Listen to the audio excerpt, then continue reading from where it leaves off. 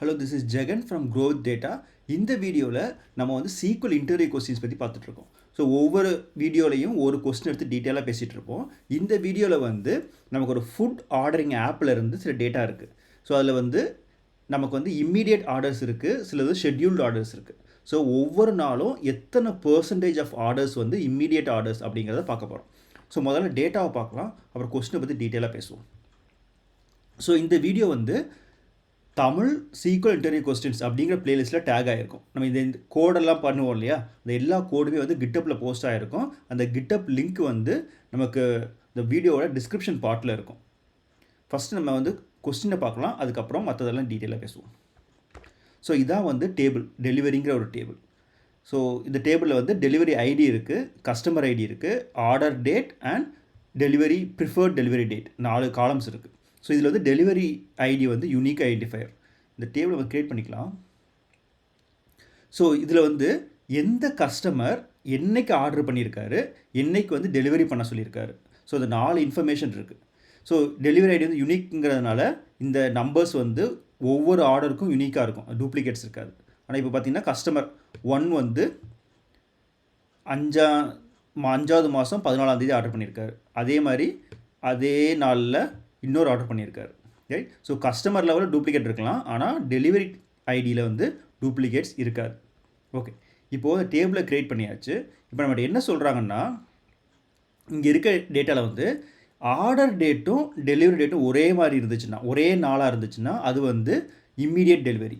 ஆனால் ஆர்டர் டேட்டில் பார்த்தீங்கன்னா 14ஆம் தேதி இருக்குது, ப்ரிஃபர்ட் டெலிவரி டேட் வந்து 15ஆம் தேதி, அடுத்த நாள் தான் டெலிவரி பண்ண போகிறாங்க. ஸோ இது வந்து scheduled delivery.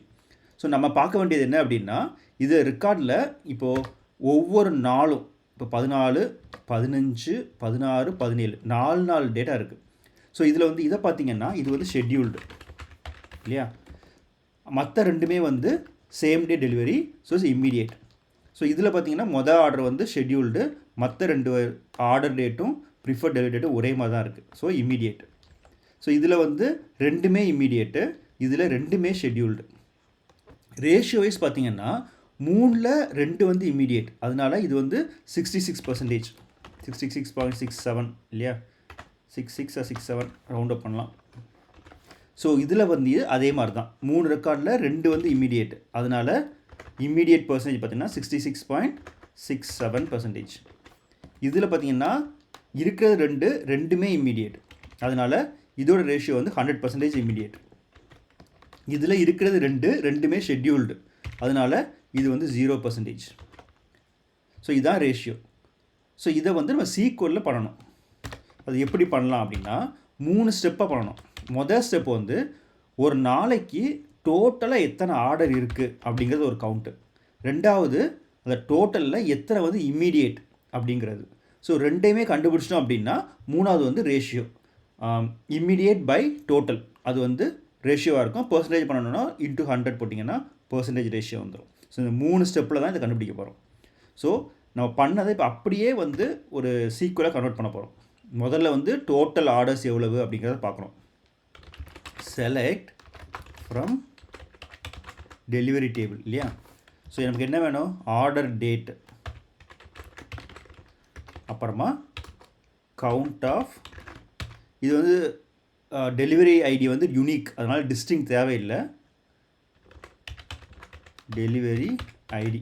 So count of delivery ID கொடுக்கும்போது இது வந்து டோட்டல் ஆர்டர்ஸ் இல்லையா, total O R D R S, total orders.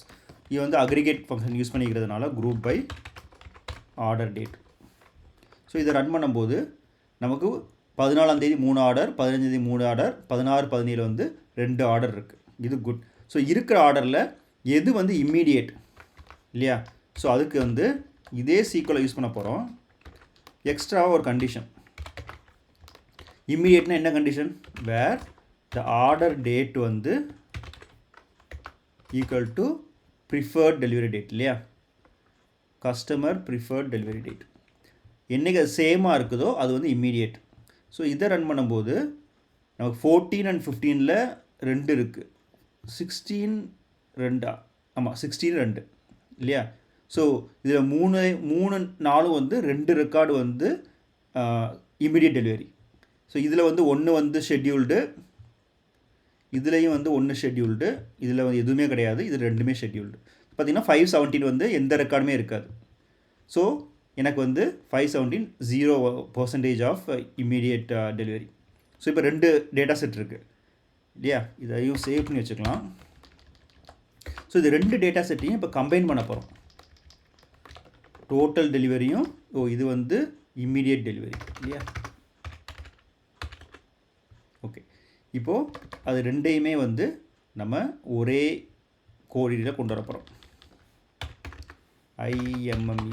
Okay, so இதை வந்து மொதல் data set with total deliveries அப்படிங்கிற ஒரு டேட்டா செட்டு. அடுத்ததை வந்து இது இம்மீடியட் டெலிவரிஸ் ஆஸ் இதில் ரெண்டையும் கம்பைன் பண்ண போகிறோம். ஃப்ரம் டோட்டல் டெலிவரிஸ் T, இதை லெஃப்ட் ஜாயின் கொடுக்குறோம், அது ஏங்கிறத சொல்கிறேன். Left join immediate deliveries I. இதை ஜாயின் பண்ணுறது வந்து I dot order date equal to T dot order date இல்லையா, அந்த டேட் படி கனெக்ட் பண்ணுறோம். ஸோ இதில் வந்து டோட்டல் டெலிவரி வந்து மெயின் டேட்டா செட்டு, எத்தனை நாள் டோட்டலாக எத்தனை டெலிவரி வந்திருக்கு அப்படின்னு சொல்லிட்டு. ஆனால் இம்மீடியட் டெலிவரி வந்து subset of the total delivery. So ஒரு நாளைக்கு 10 டெலிவரி இருந்துச்சுன்னா அதில் 5 வந்து இம்மீடியட்டாக இருக்கலாம், சிலது வந்து 0 இருக்கலாம் இல்லையா. ஒரு நாள் வந்து 0வாக இருக்குது இல்லையா, இங்கே வந்து 517 வந்து 0வாக இருக்குது. அதனால் இன்னர் ஜாயின் கொடுத்தோம் அப்படின்னா நமக்கு வந்து 517 இல்லாமல் போயிடும், ஃபில்டர் ஆயிரும். அதனால லெஃப்ட் ஜாயின் கொடுக்குறோம். இப்போ இதில் பார்த்தீங்கன்னா total T dot total delivery, total order date இல்லையா, T டாட் ஆர்டர் டேட். இதில் வந்து நம்ம ரேஷியோ கண்டுபிடிக்கணும். ரேஷியோனா immediate delivery count by total count கொடுத்தோன்னா நமக்கு ரேஷியோ வந்துடும். So immediate orders by total orders. So இதான் வந்து இம்மீடியட் டெலிவரியோட percentage as immediate ratio. So இதை ரன் பண்ணோன்னா இது வந்து ரேஷியோவாக இருக்குது 66, இது 1 ஆயிடுச்சு, மற்றது வந்து நல்லா இருக்குது. ஸோ நல்ல வந்து எப்படிமா ஹேண்டில் பண்ணுறது, குவாலிஸ் ஃபங்க்ஷன் இல்லையா, குவாலிஸ் ஃபங்க்ஷன் கொடுத்து 0 கொடுத்தோம்னா நல் வந்து நமக்கு 0 ஆயிரும். இப்போ இதே இதை இன்னர் ஜாயின் கொடுத்தா என்ன ஆகும், அந்த 0ங்கிறது வந்து ஃபில்டர் ஆயிரும்.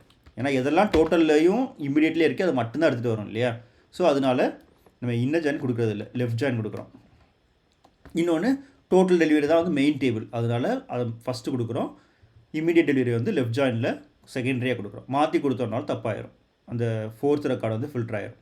ஓகே, இப்போ வந்து நமக்கு ரேஷியோ கிடச்சிருச்சு.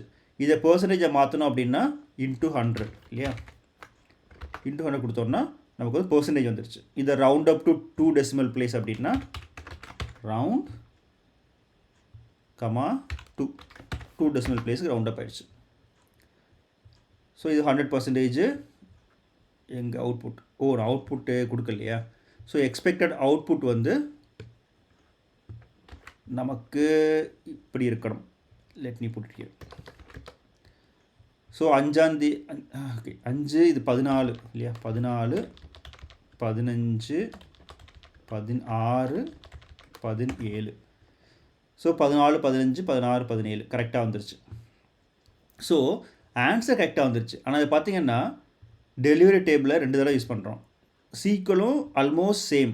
ஒரு இதில் வந்து டேரெக்டாக யூஸ் பண்ணுறோம், மொத்தமாக கவுண்ட் எடுக்கிறோம். இன்னொன்றில் ஒரு ஃபில்டர் கண்டிஷன் போட்டு கவுண்ட் எடுக்கிறோம். இதை வந்து எப்படி நம்ம ஒரே சீக்வலை இன்டெகிரேட் பண்ணுறது அப்படிங்கிறத பார்க்கலாம். ஸோ இதை கமெண்ட் பண்ணிக்கலாம்.